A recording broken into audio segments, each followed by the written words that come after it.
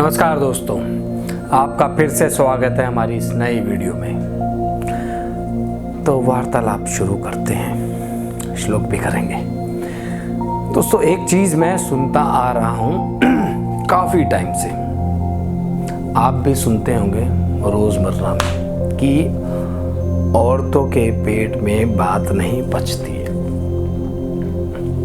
सुनते होंगे, पता नहीं है कितनी सही है कितनी नहीं सही है, पर मैंने पढ़ा था, सर्च किया इस बारे में, तो एक जवाब मिला। और जवाब ये था कि वो पांडवों से रिलेटेड ही है कि जब, अब सबको पता है कि कुंती के सबसे बड़े जो सुपुत्र थे वो थे कर्ण, और वो महाभारत के युद्ध के एंड तक किसी को नहीं पता चला। कुंती माता को पता था। भाई मैं तो कुंती माता बोलूँगा क्योंकि मैंने सहदेव का कैरेक्टर प्ले किया है, तो मैं कुंती माता ही बोलता आ रहा हूँ, वही निकल रहा है अभी भी। तो पांचों भाई एक साइड थे, पांडव। कर्ण कौरवों का साथ दे रहा था, परंतु एंड में जैसा सबको मालूम है कि अर्जुन ने कर्ण को मार दिया, कर्ण वीर गति को प्राप्त हो गया। तो एंड में जब ये रिवील हुआ ना कि कर्ण तो पांडवों का ही सबसे ज्येष्ठ भाई था, सबसे बड़ा भाई था, तो पांचों पांडव बड़े दुखी हुए, क्योंकि अपने हाथ से भाई को मार देना, और या चाहे वो गलती से हो या फिर अनजाने में हो या किसी भी कारणवश हो, बट पता चले कि ये मेरा भाई है तो दुख होता है। और जो युधिष्ठिर थे वो थोड़े से ज़्यादा क्रोधित हो गए। उन्हें लगा कि हमारे हाथों हमारे बड़े भाई की मृत्यु हो गई, तो उन्होंने गुस्से में एक चीज़ अपनी माता को कही, कुंती माता को, कि कोई भी ऐसी जो बहुत ही गलत चीज़ होगी, अगर कोई भी लेडी या औरत उसको छुपाने की कोशिश करेगी, वो चाह कर भी इस चीज़ को छुपा नहीं पाएगी। तो उन्होंने ये श्राप समस्त जितनी भी महिला थी उस समय की और कलयुग में आने वाली और जो भविष्य में आने वाली थी, सबके लिए एक श्राप दिया कि कोई भी महिला अपने पेट में बात नहीं छुपा पाएगी।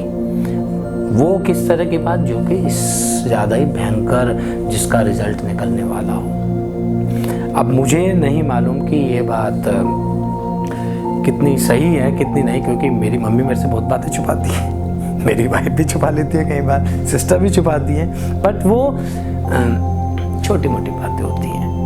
तो मेरे ख्याल से यहाँ तात्पर्य क्या होगा युधिष्ठिर का, और जो भी भगवान ने उस टाइम जो युधिष्ठिर की बुद्धि में डाला होगा, करते तो भगवान ही है ना सब, कुछ ना कुछ तो रीज़न रहा होगा कि युधिष्ठिर की बुद्धि में सब चीज़ आई उस समय। तो कुछ बड़ा गलत काम ना हो पाए, उसकी वजह से वो बात पेट में औरतों के नहीं पचे।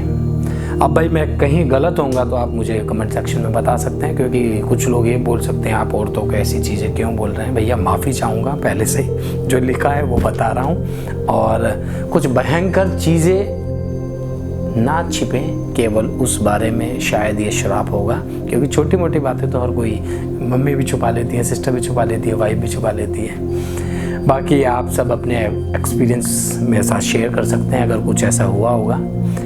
तो अब बढ़ते हैं श्लोकों के उच्चारण की ओर। तो बढ़ते हैं श्लोक नंबर 25 की ओर। देव में वापरे यज्ञम योगिने पर्युपासते, ब्रह्माग्ना वापरे यज्ञम यज्ञ न वपोप जुहरति। इसका भावार्थ यह है, श्री कृष्ण कहते हैं कि कुछ योगी जन, जो योगी होते हैं कुछ, वो देवताओं के पूजन रूपी यज्ञ भली भांति करते हैं, और कुछ अन्य योगी होते हैं वो पर ब्रह्म परमात्मा स्वरूप अग्नि में उस परमात्मा के दर्शन करते हुए उस यज्ञ को संपूर्ण करते हैं। तो इसका कहने का तात्पर्य यह है कि कुछ योगी जन जैसे वो यज्ञ करते हैं, वो देवताओं को और भगवानों को दिमाग में रखकर उनकी पूजा का आवाहन करते हैं, और जैसे इंद्रदेव का आह्वान कर रहे हैं या किसी अग्निदेव किसी भी भगवान का आह्वान कर रहे हैं, उस समय वो भगवान को दिमाग में रखकर पूजा करते हैं। और कुछ योगी जन इस तरह के होते हैं जो पर उसी अग्नि में बस परमात्मा को, पर ब्रह्म को उसी अग्नि के अंदर देखते हैं। वो किसी एक सेपरेट या प्रॉपर भगवान की पूजा नहीं करते, उनको याद करते हुए यज्ञ नहीं करते। वो एक प्रॉपर बस पर ब्रह्म को देख रहे हैं, जो उनके अंदर है, जो अग्नि में है। वो एक अभेद दर्शन करते हुए उनका यज्ञ करते हैं। तो बढ़ते हैं श्लोक नंबर 26 की ओर। श्रोत्रा दिनी इंद्रिया यान्य संयमाग्निषु जुह्रति शब्दादि दिन विष यान्य इंद्रिया अग्निषु जुह्रति।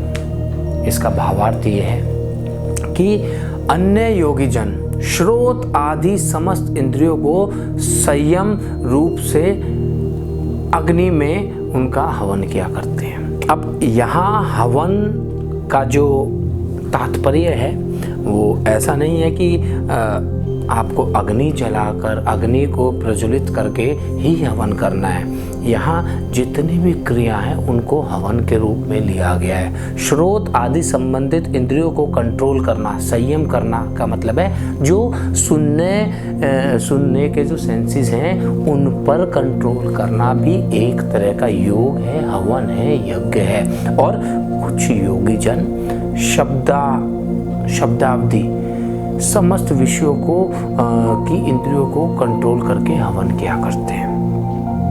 अब कुछ लोग तो सुनने की योग को लेकर हवन कर रहे हैं कि उनका पूरी तरीके से सुनने पर कंट्रोल है, अपना संयम नहीं खो रहे हैं। कुछ लोग अपने वचनों पर, शब्दावली पर कंट्रोल रख रहे हैं, उन इंद्रियों पर कंट्रोल रख रहे हैं, उस विषय पर कंट्रोल रख रहे हैं। तो वो इस तरह का हवन कर रहे हैं। यहाँ कंफ्यूज मत होइएगा, हवन एक ही चीज़ नहीं है। हवन आप जो भी क्रिया कर रहे हो, जो भी योग कर रहे हो, जो भी चीज़ें आप कर रहे हो, वो एक तरह की आपकी हवन क्रिया ही है, योग क्रिया ही है। तो बढ़ते हैं श्लोक नंबर 27 की ओर। सर्वाणि इंद्रिय कर्माणि प्राण कर्माणि चापरे आत्म संयम योगाग्नो जुह्रति ज्ञान दीप्ते।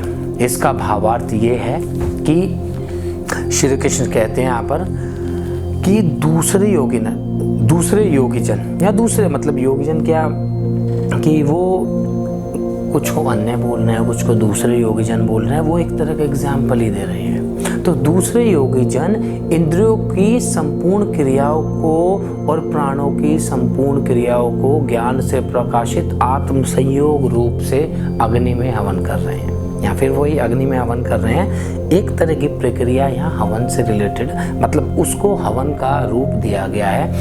कुछ जो कह रहे हैं श्री कृष्ण जी, कुछ योगी जन अपनी इंद्रियों की संपूर्ण क्रिया, जो उनकी इंद्रियों की जितनी भी क्रियाएं हैं उनको कंट्रोल कर लेते हैं। इस सांस की प्रक्रिया और अपनी इंद्रियों की जितनी भी प्रक्रियाओं पर कुछ योगी जन का कंट्रोल होता है, वो इस तरह की प्रक्रिया करते हैं। तो बढ़ते हैं श्लोक नंबर 28 की ओर। द्रव्य अज्ञास्त यज्ञ योग यज्ञास्था परे स्व अध्याय ज्ञान यज्ञासच यत्ते संशित व्रता। इसका भावार्थ है कि कई पुरुष द्रव्य संबंधी यज्ञ करने वाले हैं। आप प्लीज एक जगह कंफ्यूज मत होइएगा। यहाँ यज्ञ जो भी प्रक्रिया योग है उसको हवन से और यज्ञ से संबोधित किया जा रहा है। ये एक तरह की शुद्ध लैंग्वेज है, शुद्ध हिंदी होती है, उस तरह की है। तो यहाँ पर मैं आपको थोड़ा सा आजकल की जो लैंग्वेज में बात करते हैं उसमें समझाने की कोशिश कर रहा हूँ। तो कुछ पुरुष द्रव्य संबंधी यज्ञ करने वाले हैं और कुछ पुरुष तपस्या संबंधी यज्ञ करने वाले हैं और कुछ योग रूपी यज्ञ करने वाले हैं और कुछ योगी जन अहिंसा रूपी यज्ञ करने वाले हैं। तो यहाँ पर तात्पर्य क्या है? कुछ लोग जो मटेरियलिस्टिक चीज़ों का सैक्रिफाइस कर देते हैं ना, तो अब किसी ने बड़ी गाड़ी छोड़ दी, आज के वर्ल्ड की बता रहा हूँ, किसी ने राजपाट छोड़ दिया पुराने काल में, या किसी ने सोने संबंधी जो भी मटेरियलिस्टिक चीज़ें हैं उनको त्याग दिया, अपनी इंद्रियों पर कंट्रोल कर लिया। कुछ उस तरह का यज्ञ कर रहे हैं, कुछ कर रहे हैं तपस्या यूपी, योग में बैठ गए, भगवान में लीन हुए पड़े हैं, योग कर रहे हैं, अपनी इंद्रियों पर कंट्रोल कर रहे हैं, कुछ उस तरह का यज्ञ करते हैं। और कुछ लोग होते हैं जो अहिंसावादी होते हैं। अहिंसावादी मतलब कि लड़ाई नहीं करते, झगड़ा नहीं करते हैं, बहुत अहिंसा, बहुत ही नम्र रहते हैं। कुछ लोग उस तरह का यज्ञ करने वाले हैं।